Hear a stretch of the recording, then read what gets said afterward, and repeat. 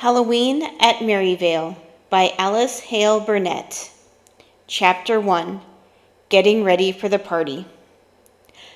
"What does Halloween mean, Father?" asked Thomas Brown as the family was seated at breakfast one morning late in October. "It means the evening before All Saints' Day," answered Father Brown. "Do you remember what fun we had last year, Chuck?" remarked Toad, for Thomas was called Toad by his friends, and Charlie was known as Chuck. "I should say I do," he answered. The Browns had always lived in the town of Merryvale, in a large white house set far back from the street, and not far away was the home of Toad's best friend, Reddy, and his brother Frank, nicknamed Fat. "We had great fun when I was a boy," resumed Father Brown. "For my birthday anniversary falls on Halloween, and your grandmother would always have me invite the boys in the neighborhood to a party on that night." "Oh, I wish mine weren't 2 days later, or I might have a party too," sighed Toad. "There's no reason, Thomas," said his mother with a smile, "why you can't celebrate your birthday on Halloween if you'd like to."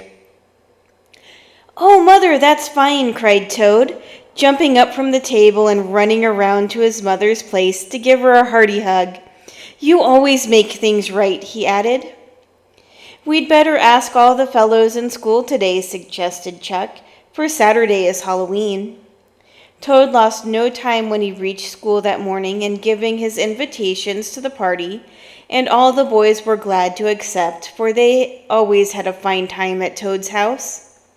When Saturday morning arrived, Mother Brown sent Toad off to the barn to get some large red apples. "Be sure they have strong stems," she warned, "or I shall not be able to use them." The apples had been packed in barrels with plenty of straw to keep them from freezing, and when Toad reached the barn, he pulled out one after another until he thought he had plenty. Just as he was wondering how many trips he would have to make to get all the apples to the house, a face peeped around the doorway. "Hello, Reddy," laughed Toad. "Come on in and help me with these apples. I've got to carry them up to the house," he explained. "They're for the party tonight." "Couldn't we eat just one now?" asked Reddy, picking up from the floor a shining red apple. "Hey, not that one," cried Toad. "Take one without a stem." "Huh?" protested Reddy. "What difference does that make? I wasn't going to eat the stem." Toad laughed. "Mother wants strong stems on them. I don't know why," he explained. "What's a Halloween party like?" inquired Reddy, seating himself on the top of a potato barrel. "Fat says," he continued, "that there's always ghosts." "Ah, who's afraid of a baby thing like ghosts?" jeered Toad. "Well, I'm not either," protested Reddy. "I knew he was only trying to scare me."